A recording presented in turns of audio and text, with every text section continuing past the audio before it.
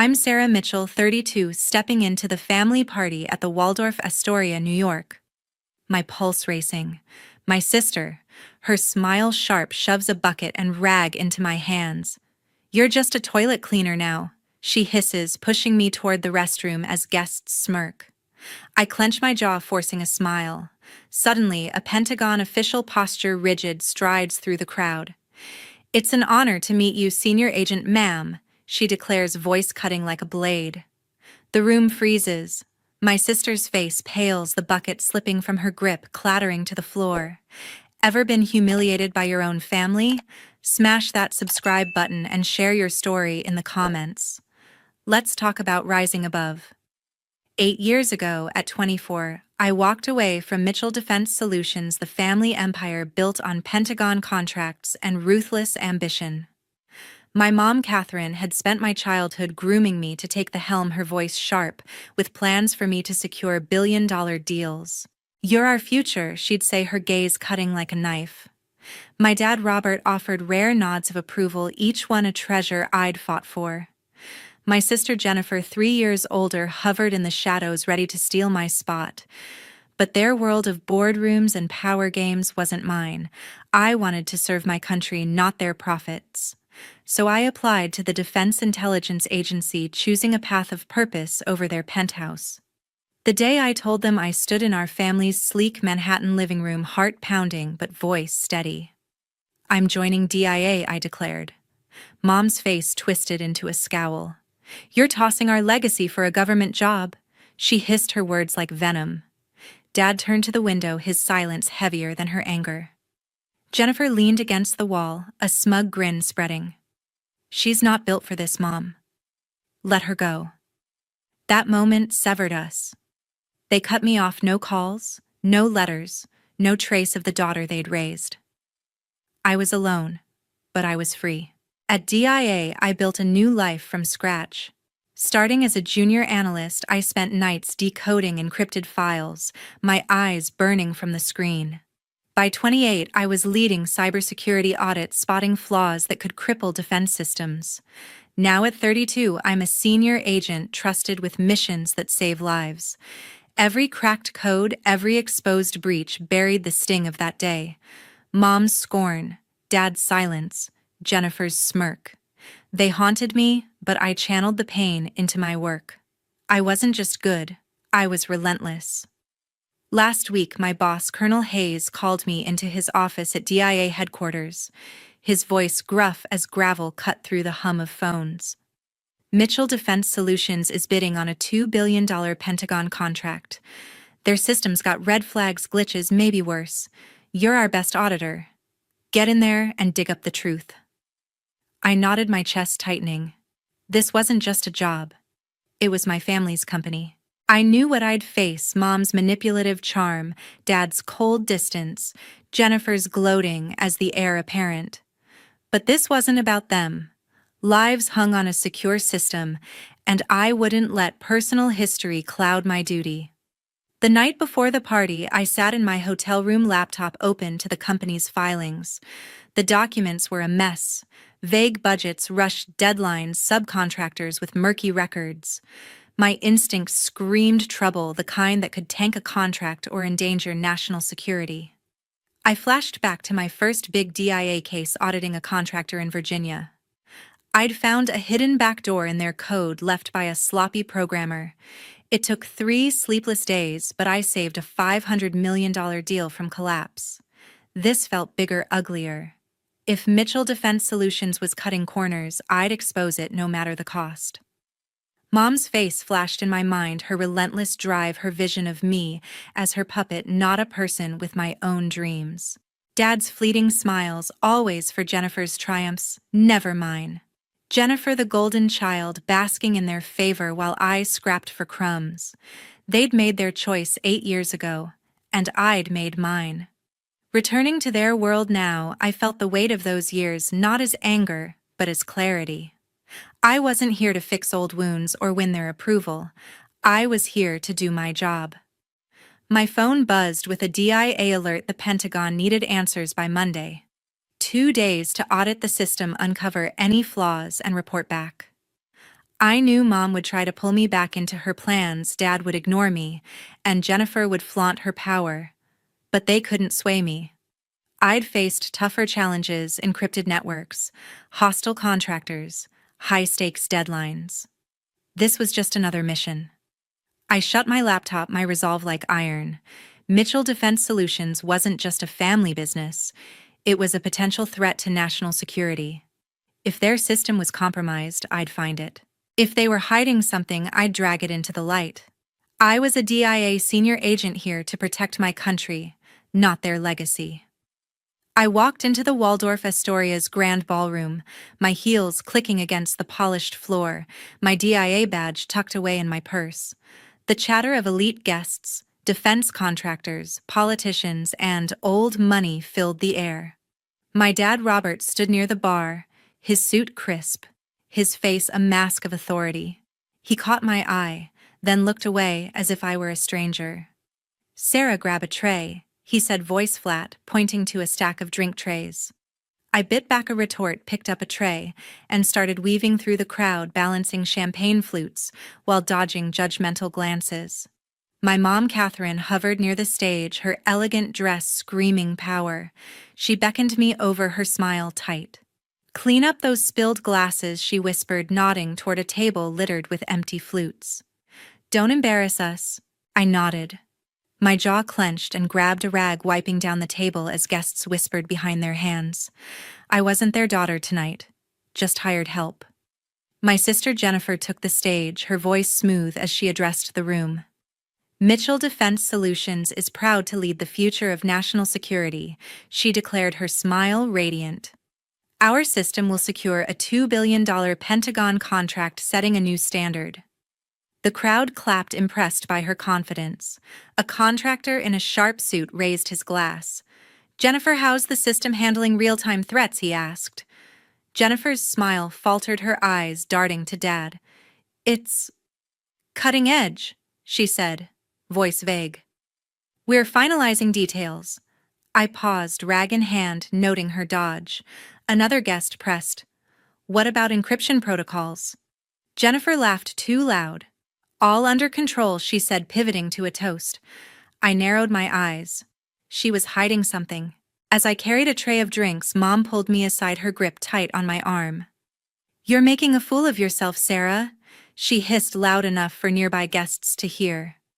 "Chasing childish dreams while Jennifer carries our legacy. You're nothing but a disappointment." Her words stung, but I kept my face neutral, refusing to give her the reaction she wanted. "Just doing what you asked, Mom," I said, voice steady, and walked away, tray in hand. Guests murmured their pitying looks, cutting deeper than her words. I moved to the edge of the room, pretending to adjust a tablecloth, but my mind was racing. Jennifer's evasiveness wasn't just nerves, she was covering something up. I'd audited enough contractors to recognize the signs, rushed answers, vague promises, a sheen of sweat on her brow. Mitchell Defense Solutions was pitching a system they couldn't back up, and I was here to find out why. I caught Dad's eye across the room. He turned away again, his dismissal sharper than any insult. Jennifer, still on stage, basked in applause, but her glances toward Dad screamed insecurity. A waiter bumped into me, spilling wine on my dress. "Sorry, miss," he muttered, but Mom was already there, her voice sharp. "Sarah, clean it up. Don't stand there looking useless." I grabbed a napkin, dabbing at the stain, my cheeks burning as guests watched. I wasn't just invisible to my family, I was a prop, a reminder of their control. But I wasn't here to play their game.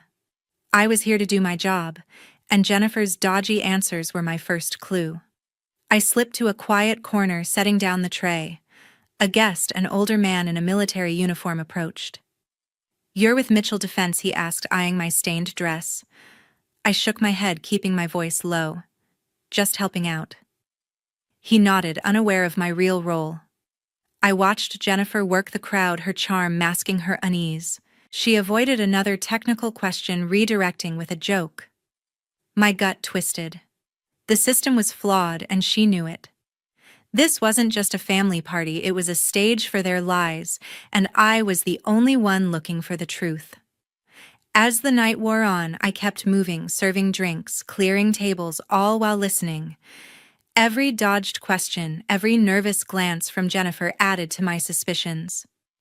Mom's public jab echoed in my head, but I pushed it aside. This wasn't about their approval. It was about the mission. If Mitchell Defense Solutions was cutting corners, I'd find the evidence no matter how much they tried to bury me in their shame. The ballroom buzzed with chatter glasses clinking as I stood in the shadows, a tray of empty flutes in my hands. Jennifer was still on stage, her voice smooth, deflecting another technical question with a polished smile. I scanned the crowd, my pulse steady despite the wine stain on my dress. Then the air shifted. A woman in a sharp navy suit cut through the guests, her presence commanding silence. Elizabeth Warner, Pentagon official, strode forward, her eyes locking onto me. I set the tray down, straightening as she approached. Agent Mitchell Warner, said, her voice clear and authoritative, slicing through the room's hum. It's an honor to meet the senior agent overseeing our contract audit. The crowd froze. Gasps rippled around me. Jennifer's smile vanished, her microphone trembling in her hand. Dad's head snapped up from the bar, his eyes wide. Mom's champagne flute tilted, nearly spilling as she stared, mouth agape. I nodded, keeping my expression neutral. "The honor's mine, Ms. Warner," I replied, my voice calm but firm. Inside, my mind raced. This was it, the moment my family's facade would crack. Warner turned to the crowd, her tone unwavering. "Agent Mitchell's work ensures our national security. Her audit of Mitchell Defense Solutions will determine if their system meets Pentagon standards." The guests murmured, their eyes darting between me and Jennifer, who stood rigid on stage. Jennifer recovered fast, stepping down and rushing toward Warner, her heels clicking frantically. "Ms. Warner, I'm Jennifer, leading our company's efforts," she said, her voice overly bright, her hand extended. Warner shook it briefly, her gaze cool. "I'm aware of your role," Warner said, then turned back to me. "Agent Mitchell, I look forward to your findings tomorrow." Jennifer's smile twitched, her eyes flashing with panic. She glanced at Dad, who stood motionless, his face pale. Mom stepped forward, her charm kicking in.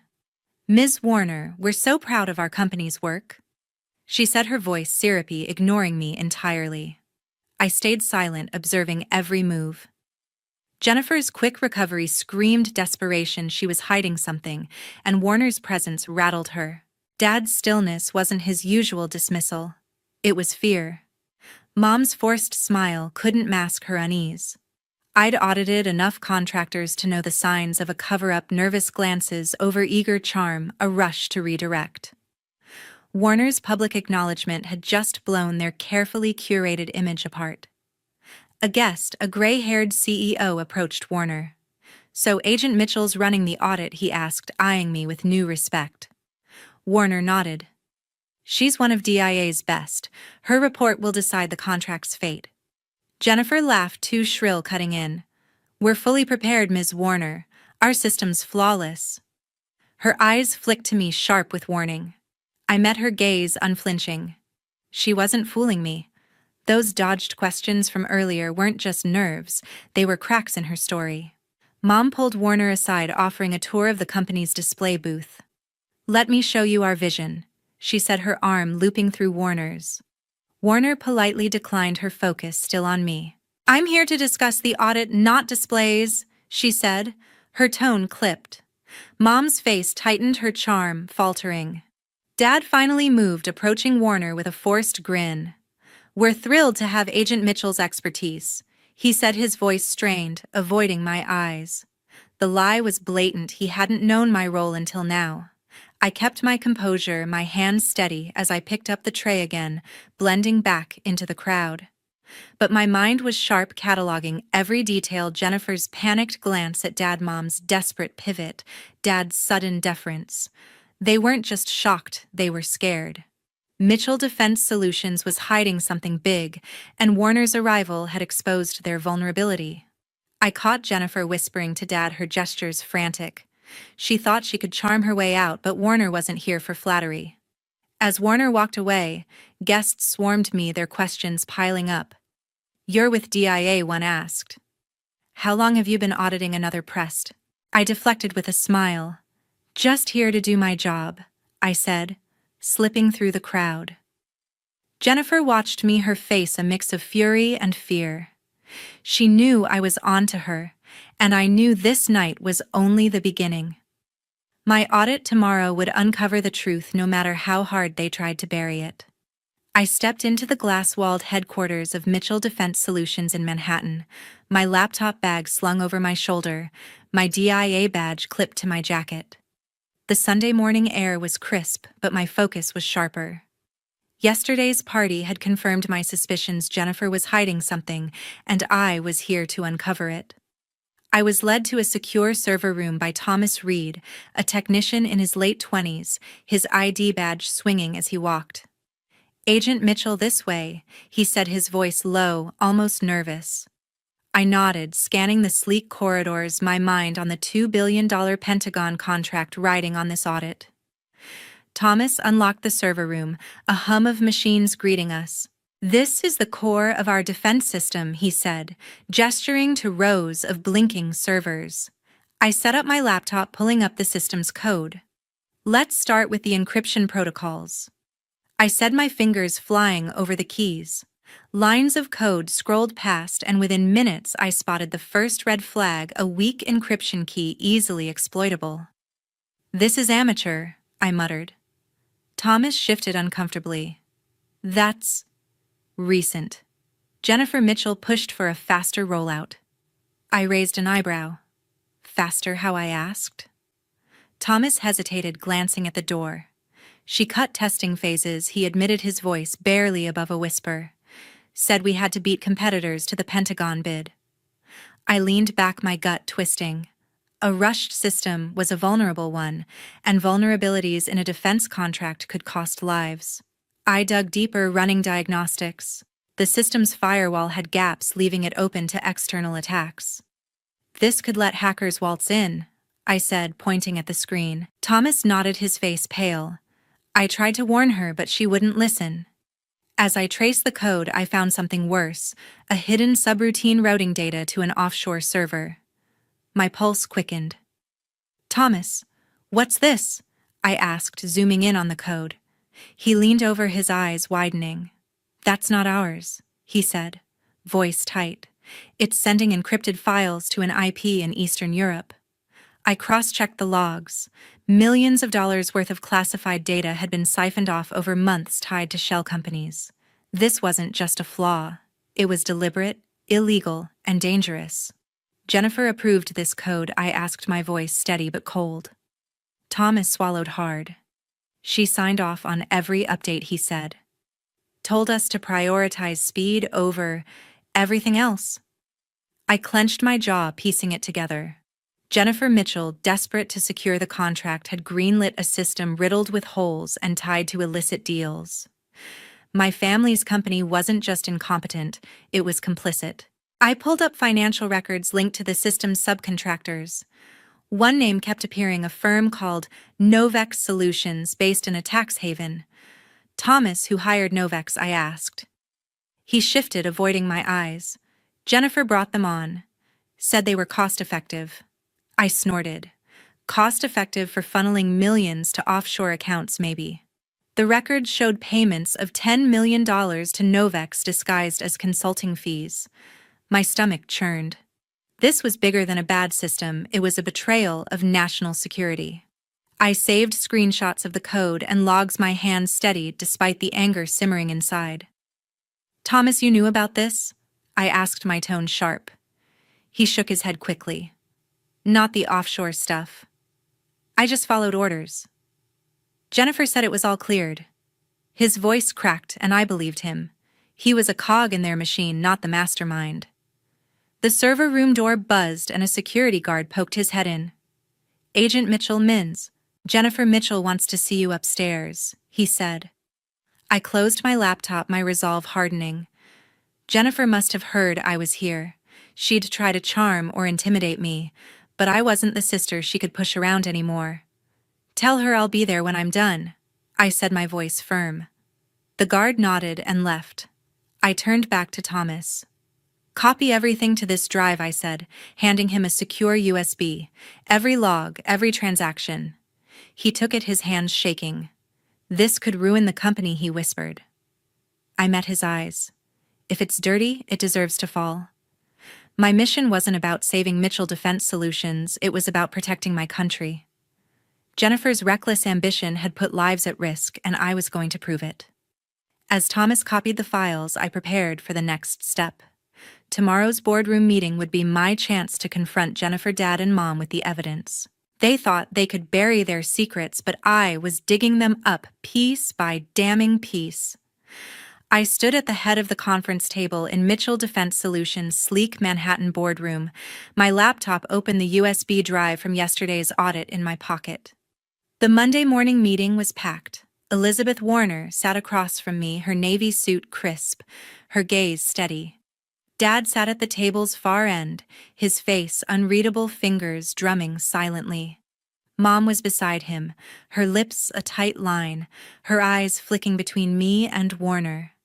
Jennifer, dressed in a power suit, stood near a projector, her confident facade cracking under the weight of my presence.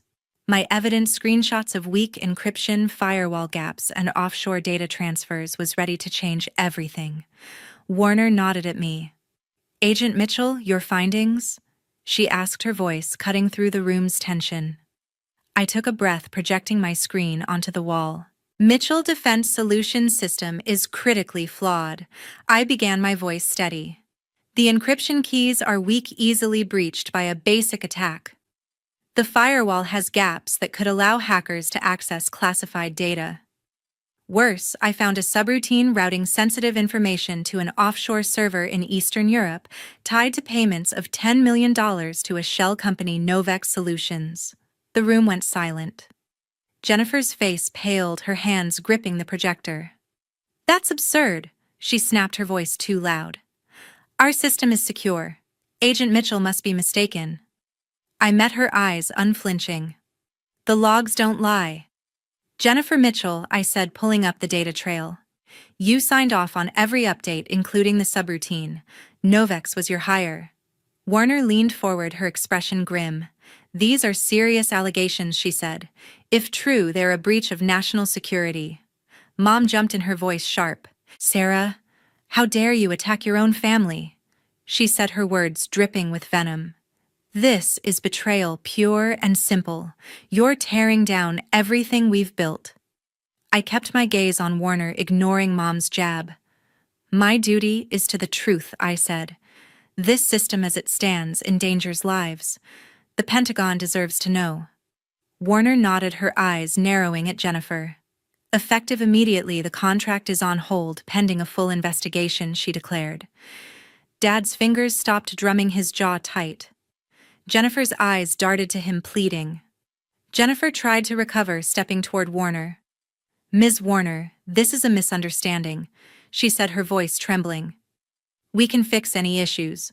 Our team is top tier. Warner cut her off. You rushed a flawed system to secure this contract, she said, her tone icy. Agent Mitchell's findings suggest negligence at best, criminal intent at worst. Jennifer flinched, her charm crumbling. Dad finally spoke, his voice low. We'll address this internally, he said, avoiding my eyes. I shook my head. This isn't an internal matter, I said. It's a DIA investigation now. Mom stood, her chair scraping the floor. You've always been ungrateful, she hissed, pointing at me. We gave you everything and you repay us with this sabotage. Her words stung, but I held my ground. I'm not here to sabotage, I said, my voice firm. I'm here to protect my country. If that means exposing your mistakes, so be it. Warner raised a hand, silencing Mom. Agent Mitchell is doing her job, she said. Your company's actions will face scrutiny, not hers. Jennifer slumped into a chair, her face a mask of panic. We didn't know about the subroutine, she muttered, glancing at Dad. I didn't buy it. The logs showed her approvals, her rushed timelines, her choice of Novex. She wasn't just careless, she was complicit. Dad's silence confirmed my suspicions. He'd known something was off, but let Jennifer run the show. Mom's accusations were a desperate shield for their failure. Warner turned to me. "Agent Mitchell, submit your full report to DIA by end of day," she said. "We'll take it from here." I nodded, closing my laptop. "Yes, ma'am." The room felt heavy, the weight of my family's empire cracking under the truth. Jennifer stared at the table. Dad avoided my gaze, and Mom's glare burned into me. They thought they could intimidate me, but I wasn't their pawn anymore. I'd exposed their lies, and the consequences were coming. As Warner gathered her notes, I slipped the USB drive into my bag. This wasn't over. My family's secrets ran deeper, and tomorrow's showdown would force them to face the full truth. I walked out, my resolve unshaken, ready to finish what I'd started. The boardroom doors closed behind Warner, leaving me alone with Dad, Mom, and Jennifer in the suffocating silence of Mitchell Defense Solutions' Manhattan headquarters. The Monday morning light filtered through the windows, casting long shadows across the polished table. My laptop was closed, but the USB drive in my pocket held the truth evidence of Jennifer's reckless system and illegal deals.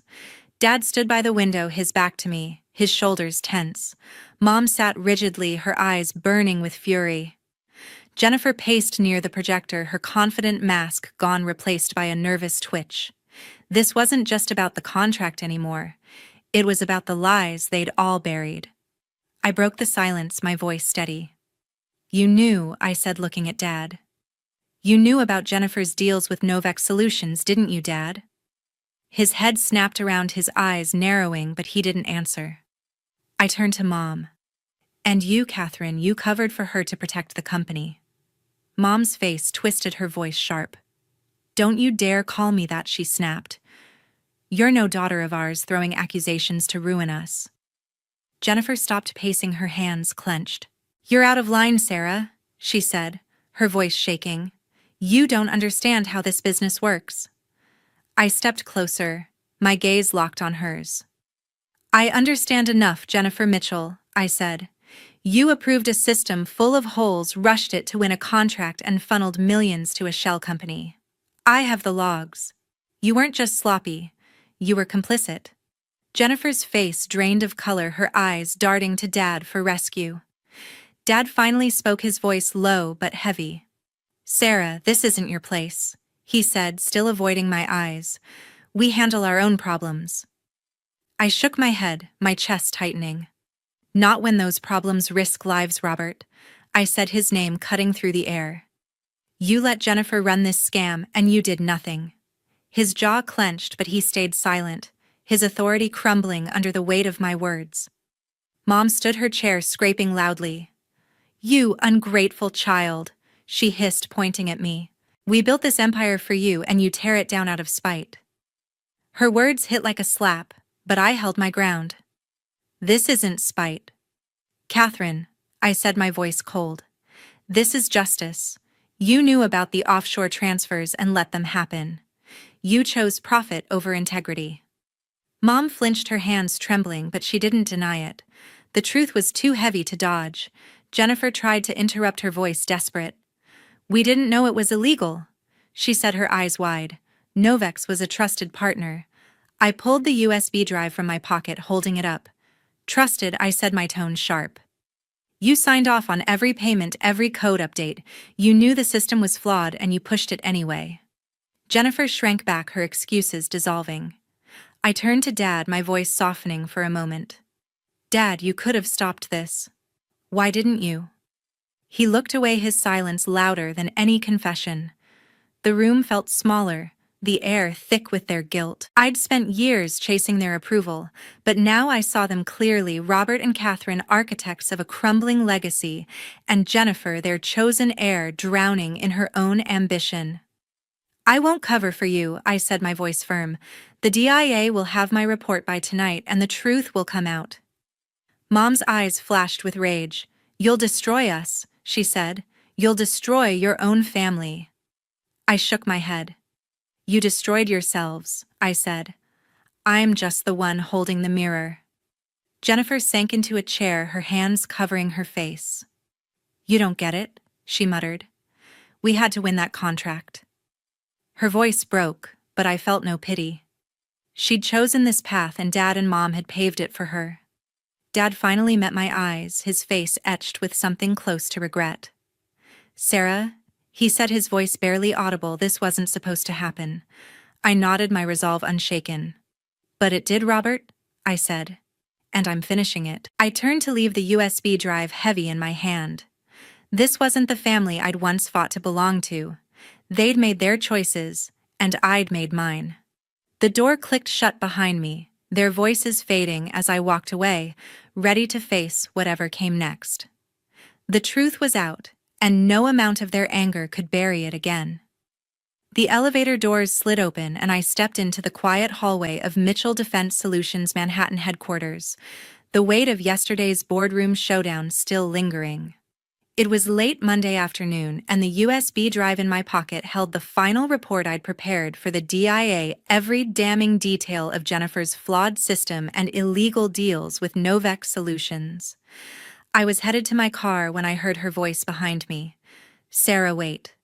Jennifer called, her heels clicking against the marble floor. I turned, my expression guarded. She stood there. Her power suit wrinkled, her eyes red-rimmed, no trace of the confident sister who'd humiliated me at the party. "Jennifer," I said, my voice steady but cold. "What do you want?" She hesitated, her hands twisting together. "Can we talk? Just us?" she asked, her tone softer than I'd ever heard. I glanced at my watch. The DIA was expecting my report by midnight, but I nodded. 5 minutes, I said, leading her to a nearby conference room. The door clicked shut, sealing us in with years of unspoken resentment. Jennifer sat across from me, her shoulders slumped. "I messed up, Sarah," she said, her voice barely above a whisper. "I didn't mean for it to go this far." I leaned back, arms crossed, waiting. She took a shaky breath. "I've always been jealous of you," she admitted, her eyes meeting mine for the first time. "You're brilliant, Sarah. You could have run this company better than me, but you walked away. You chose your own path, and I hated you for it." Her words hit harder than I expected, but I kept my face neutral. "Jealous," I said, my tone sharp. "You had everything, Mom and Dad's approval, the company, the spotlight. You didn't need to cut corners with Novex." Jennifer flinched, her hands gripping the table. "I thought I could handle it," she said. "The contract was our chance to prove ourselves. But the pressure..." I panicked. Novex promised quick fixes and I trusted them. Her voice cracked, and for a moment I saw the sister I'd grown up with, not Jennifer Mitchell, the ambitious heir. I shook my head. "You didn't just trust them," I said. "You signed off on a system you knew was flawed. You sent classified data to an offshore server. That's not a mistake. It's a crime." Jennifer's eyes filled with tears, but I felt no urge to comfort her. "I didn't know it was illegal," she said, her voice desperate. "I just wanted to win." I leaned forward, my gaze steady. "You wanted to win at any cost," I said. "And now the DIA is coming for answers." Jennifer wiped her eyes, her voice trembling. "You don't know what it's like," she said. "Living under their expectations, always being compared to you even after you left." I clenched my jaw, her words stirring old wounds. "I know exactly what it's like," I said. "But I didn't sell out my country to prove myself." She looked away, her shoulders shaking, and for a moment silence hung between us. I stood, pulling the USB drive from my pocket. "This report goes to the DIA tonight," I said. "It details every flaw, every payment to Novex, every choice you made, Jennifer Mitchell. The investigation starts now." Jennifer's head snapped up, her eyes wide. "You're really going through with it?" she asked, her voice breaking. I nodded. "It's my job," I said. "And it's the right thing to do." I turned to leave, but Jennifer grabbed my arm. "Sarah, please," she said, her voice raw. "Can't you give us a chance to fix this?" I pulled away, my resolve firm. "You had your chance," I said. "You chose ambition over integrity." I walked out, leaving her in the empty room, her sobs echoing behind me. Back in my car, I plugged the USB drive into my laptop and uploaded the report to the DIA's secure server. The file transfer completed with a soft beep, sealing Mitchell Defense Solutions' fate. I leaned back, staring at the city skyline, as the weight of my decision settled. Jennifer's confession didn't change the truth she'd betrayed her country and I'd done my duty. The investigation would unravel the rest, and I was ready to face whatever came next. I sat in my car outside the DIA's New York field office, the city skyline fading into the Tuesday morning haze. The report I'd submitted last night was already making waves. Mitchell Defense Solutions was under full DIA investigation, and the truth about Jennifer's deals with Novex Solutions was unraveling. My phone buzzed with a text from an unknown number. Agent Mitchell, meet me at the office. Urgent. Rebecca Hayes, DIA intern. I slipped the phone into my pocket, my mind racing. The past 3 days had stripped away any lingering hope of salvaging my family ties. Robert, Catherine, and Jennifer had made their choices, and I'd made mine. I walked into the DIA office, my badge clipped to my jacket, and found Rebecca Hayes waiting in the lobby. She was young, barely 22, her brown hair tied back, her intern badge gleaming. Agent Mitchell, she said, her voice eager but professional. Thank you for coming. I nodded, following her to a small meeting room. What's this about, Rebecca? I asked, my tone calm but curious. She handed me a folder, her eyes bright. The director reviewed your report, she said. It's airtight. The investigation's moving fast, and they want you for a new role, senior advisor on defense contracts. I opened the folder, scanning the offer letter. The position was a step up, a chance to shape policy and prevent disasters like the one Jennifer Mitchell had caused. My heart steadied, a sense of purpose settling in.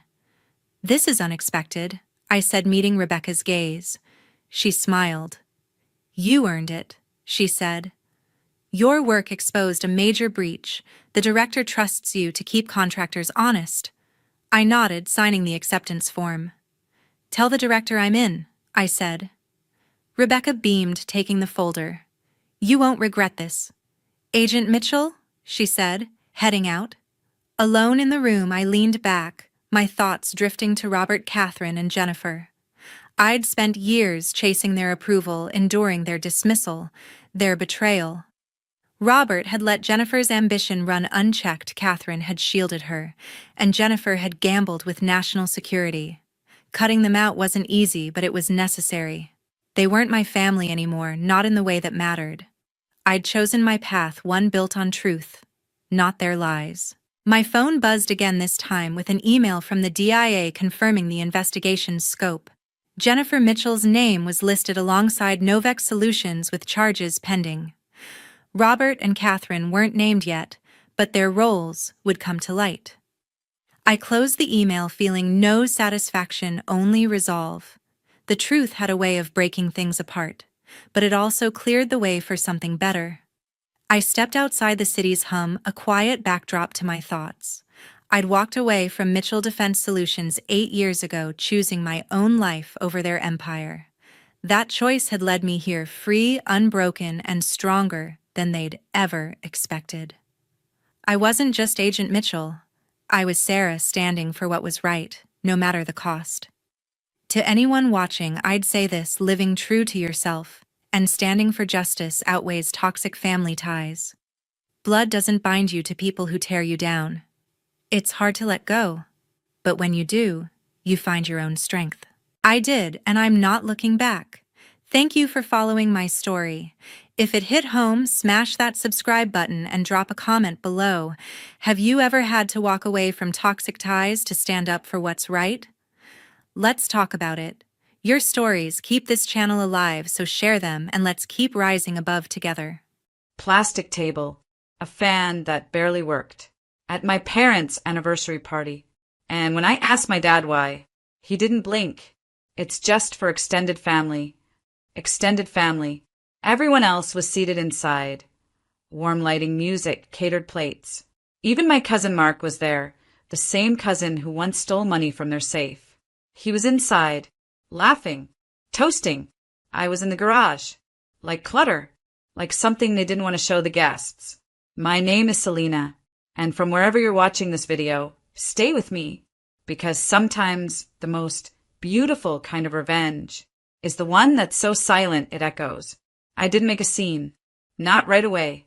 I sat there for 7 full minutes just looking around, at the extension cords on the wall, the old bike no one had ridden in years, the folding table with lukewarm appetizers and paper napkins. I looked down at my dress, the one I'd saved up for. Simple, elegant, black. The heels I'd borrowed from a friend just for the occasion. I had driven 3 hours, bought a thoughtful gift, wrote a letter inside it that I'd cried over twice, and now I was sharing a table with a lawn mower. I stood up, walked inside, and scanned the room. There was Mark, telling a story about his last vacation. There was Aunt Renee, sitting at the table I should have been at. There was my mother, laughing as if she didn't know where I was. I walked to the front, right past the cake, right up to the gift table, picked up my envelope.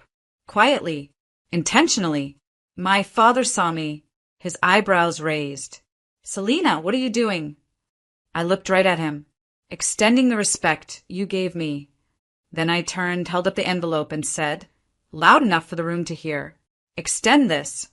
I walked out the front door. No screaming, no tears, no big scene, just silence. And then I heard her, my mother, running after me in heels, calling my name, asking, "Wait, what are you doing? Don't do this." But it was already done, because that night they didn't just seat me in the garage. They told the truth, the one they'd been hinting at for years.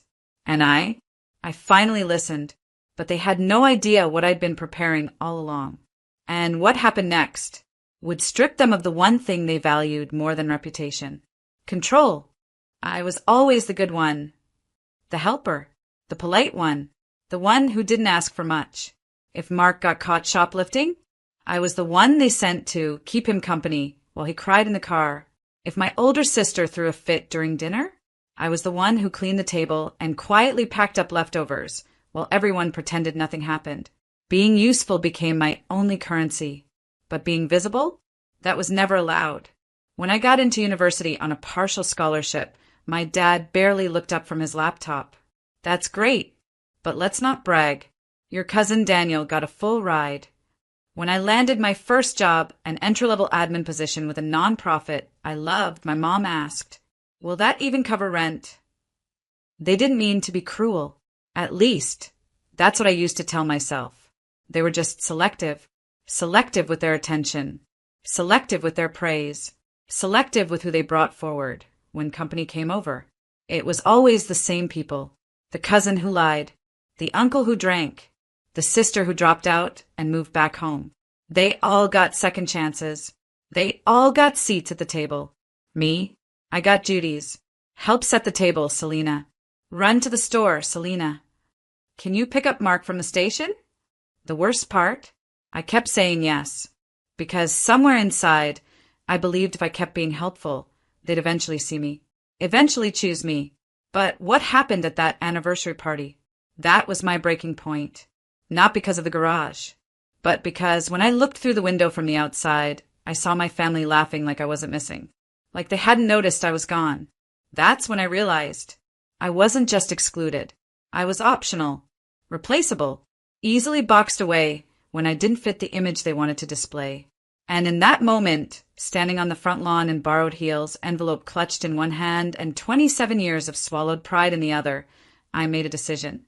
Not just to walk away, but to show them what happens when the invisible one finally removes her support. Because they had no idea just how much of their life I held together. And when I let go, they would feel it. I didn't call the next day, didn't text, didn't apologize. I just vanished. Not from the world, just from theirs. No more answering my mother's calls on the first ring. No more sending reminders for doctor appointments. No more updating the extended family spreadsheet I had managed for the past 6 years. Birthdays, allergies, emergency contacts, all of it. It was subtle at first. Just a small emptiness. But small cracks turn into deep ones, fast. 3 days after the party, my sister texted, "Hey, Mom's asking if you mailed the thank you cards for the florist and DJ? She thought you'd already handled it." I didn't reply, because I had always handled it. Quietly, automatically, invisibly, But now, they were on their own. By the end of the week, I heard from Aunt Renee, the same one who had taken my seat at the party without blinking.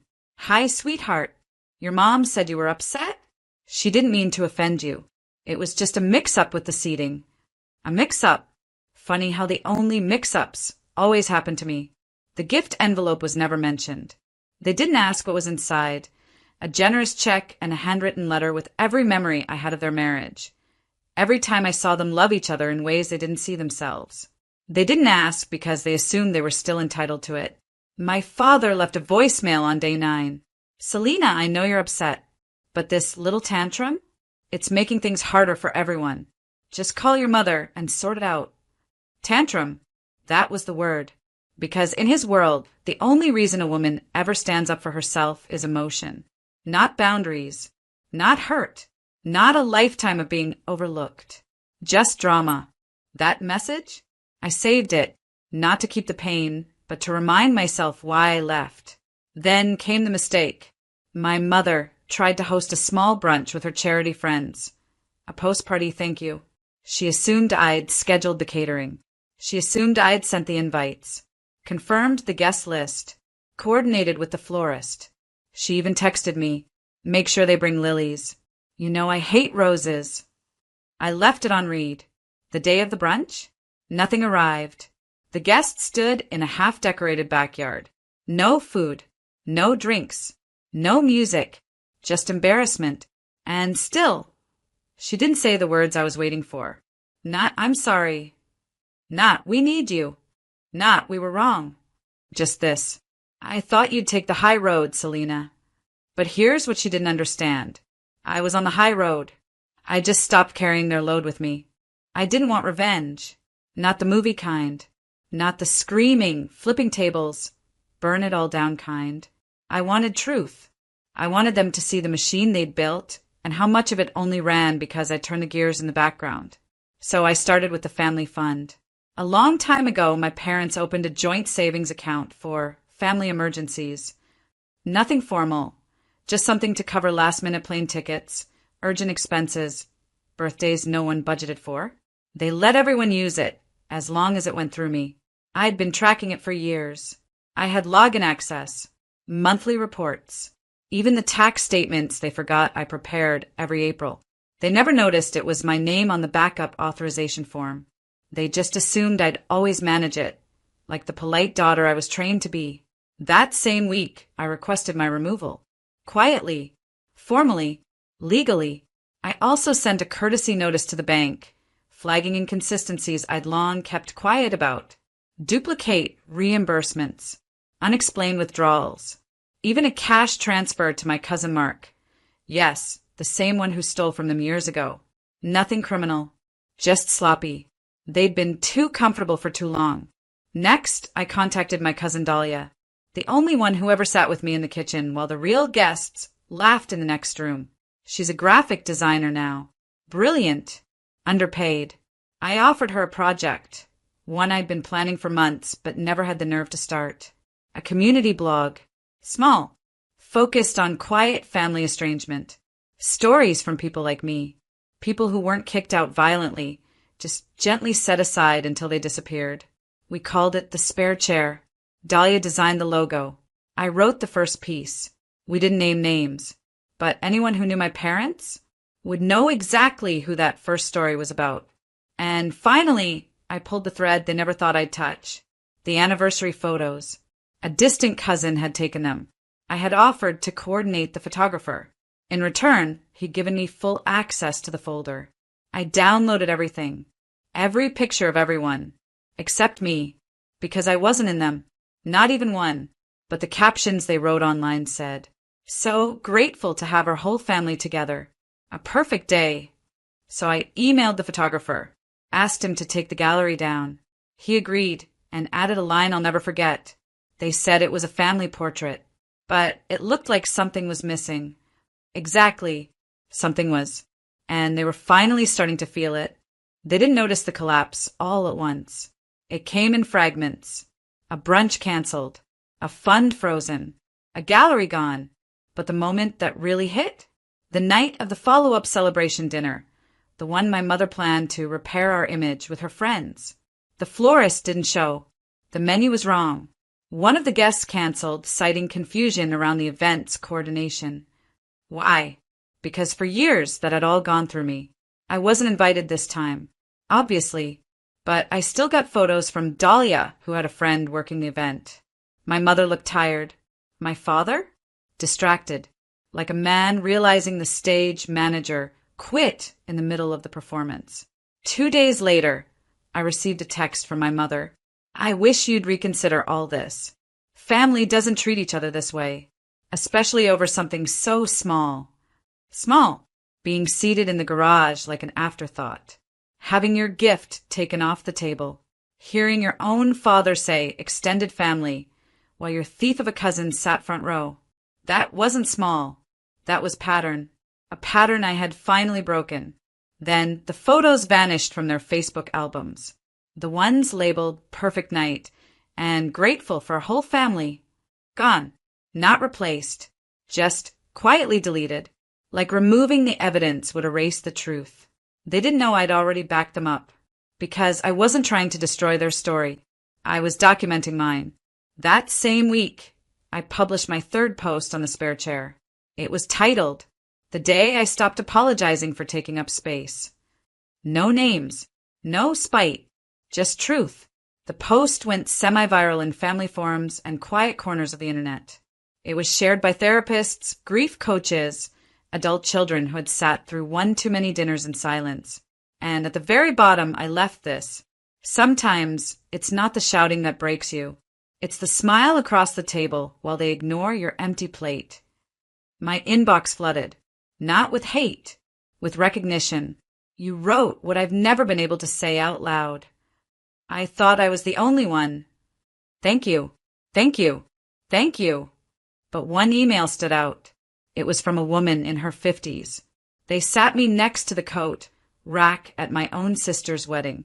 I was 7 months pregnant and nobody said a word. I wish I'd walked out like you did. I cried reading it, not because I was sad, because I wasn't alone. And when you've spent a lifetime being told to wait your turn, fade into the background, and be the bigger person, hearing me too is more powerful than any apology. Back in my parents' world, they were still trying to keep things together. But now, even their friends were asking quiet questions. Where's Selena these days? Did I hear she runs something online now? Was she not at the party? And for the first time, they had no answer, because the person they always dismissed had become the one they couldn't explain away. They always thought of me as the stable one. Never dramatic, never demanding, never difficult, which made me the perfect person to erase quietly until they needed something handled, fixed, or forgotten. But when the world started noticing I was gone, their story stopped making sense. It started with a local newsletter feature about generational leadership in community families. They were interviewed about the family fund, the same one I'd quietly stepped away from. The article mentioned Selena handled our logistics for years, in past tense. But one of the reporters had followed the spare chair. She emailed me for a quote. I declined. Still, she connected the dots. The story went live with this sentence. Notably absent from recent events is Selena, long considered the logistical core of the family's philanthropic work. Just one sentence, but it opened a floodgate. Within days, the foundation received 2 calls from longtime donors.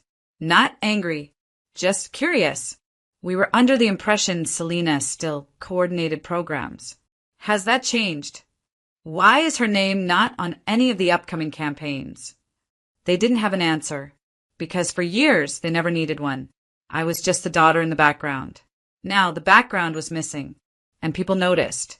Meanwhile, the spare chair kept growing. Submissions tripled. Dahlia and I had to build a second site folder just to organize the stories pouring in. There was one from a teacher whose mother told her not to bring her same-sex partner to Thanksgiving. Another from a man who was told he could sit with the caterers at his brother's wedding. Each story different, but the message was the same. You're welcome here, as long as you don't need a real seat. My parents still didn't reach out with anything real. My mother forwarded an invite to a smaller, more intimate dinner. No subject line. No apology. Just, we'll keep a spot open. That was it. I didn't reply, because I didn't want a spot. I wanted respect. And now, I had it. From people who never once made me beg for it. Then came the audit. Remember that family fund? Turns out the casual management had caught attention after my formal exit. The bank flagged repeated cash withdrawals from multiple relatives, none of which were properly tracked. No one was accused of theft, but questions were asked. And for a family obsessed with control and image, being questioned was the worst kind of scandal. My cousin Mark messaged me out of nowhere. "You're really trying to ruin everyone, huh?" I didn't respond, because I wasn't trying to ruin anything. I had just stopped protecting the illusion. I received a final email from my father. 3 words. "We're disappointed, Selena. Not surprised. Not curious. Not sorry. Just disappointed." I almost laughed, because in the end, disappointment was mutual. Except I didn't burn bridges. I just stopped pretending there ever was one. I always thought rising would feel like revenge, like applause, like validation, like finally being proven right in front of everyone who doubted me. But it didn't. It felt like quiet mornings, like drinking coffee in a space that didn't ask me to shrink, like laughing with people who didn't keep score, like watching my own reflection grow softer and stronger at the same time. That was the real rise. The Spare Chair hit 100,000 monthly readers. We didn't market it, didn't chase virality, just let the story speak. We added a podcast, invited real people to share their moments. Not trauma porn, just truth. 1 episode, I was uninvited to my own baby shower. Another, he called me dramatic. I called a moving truck. Every voice was a brick in the house I never had growing up. A house where no one had to earn their seat. Where family wasn't a weapon. Where silence didn't mean safety, it meant choice. I moved into a small 2-bedroom place on the edge of town. It wasn't fancy. No crown molding. No long dining table built to impress guests. Just bookshelves I filled myself. Walls I painted the exact shade of green the first wanted. And a desk where I wrote in the early mornings, not for approval, but for myself. Sometimes I lit a candle before I wrote. I always chose the same scent, fig and cedar, warm, earthy, whole. I made new friends, not ones who knew my parents, not ones who asked, "But do you think they meant to hurt you?" Just people who took me as I was. People who said, "You don't owe anyone your softness just because they raised you." My sister reached out eventually. An email. "I don't agree with how you handled it, but I miss you." That was it. No ownership. No accountability. Just a thread. Hoping I'd be the one to weave the whole thing back together. I didn't respond. Because I wasn't interested in returning to the table. I was building better ones. And the people who sat at mine brought their own napkins. They didn't expect me to serve them and thank them for being there. One day I was interviewed for a podcast I admired. They asked, "What would you say to the version of yourself who stayed in the garage that night?" I took a long breath before I answered. I'd say, "I know you're scared. I know you think leaving makes you selfish. But one day, you'll sit at your own table, and you'll realize that leaving wasn't betrayal. It was the beginning of becoming someone no one gets to ignore again." I still remember the exact sound the chair made when I stood up from it in the garage. That awkward metal scrape. One I was supposed to ignore. One that was meant to blend into the background of "just be grateful you're invited." It was the moment I chose myself, before I even knew what choosing myself looked like. That sound, it became the start of everything. Sometimes I drive past my parents' neighborhood, not to stare at the house, not to fantasize about some dramatic reunion, just to remind myself that I don't live there anymore. Not physically, not emotionally, not in the quiet corners of my mind that used to hope for something soft to bloom where only sharp edges had ever been. I don't hate them, truly, but I don't miss them either. I miss the idea of them, the version of family I tried to believe in, the version of me that thought if I just stayed helpful long enough, I'd finally be chosen without needing to prove myself. That girl? She deserved better. And now, she has it. My mother never apologized. My father never called. But that's okay, because closure doesn't always come from an apology. Sometimes it comes from no longer needing one. Sometimes it's found in the sound of your own voice when it's finally loud enough to fill the room they kept trying to shrink you out of. Sometimes it's found in silence you chose. Last month, someone from the original anniversary party messaged me. Not family, just one of the guests. I didn't know what happened that night, but I remember you. You were the only one who looked real in the whole room. I stared at the message for a long time, because I used to think being quiet meant being small. Now, I know better. Being quiet can mean power. Being calm can mean certainty. And walking away doesn't make you heartless. It makes you free. Sometimes I think about the letter I wrote that night, the one I had sealed inside the envelope on the gift table. It wasn't angry. It wasn't bitter. It was a letter of memories, of thank yous, of moments I thought mattered. I never gave it to them, but I kept it, not to remind myself of what they lost, to remind myself of what I gave for so long without ever being asked how much it cost me. And now I give to people who give back. I love without dimming. I stand without permission. They once asked me to sit in the garage so the photos would look better. Now, I don't need to be in the photo because I built the whole frame and the story I'm living now. It may not be picture perfect, but every single part of it includes me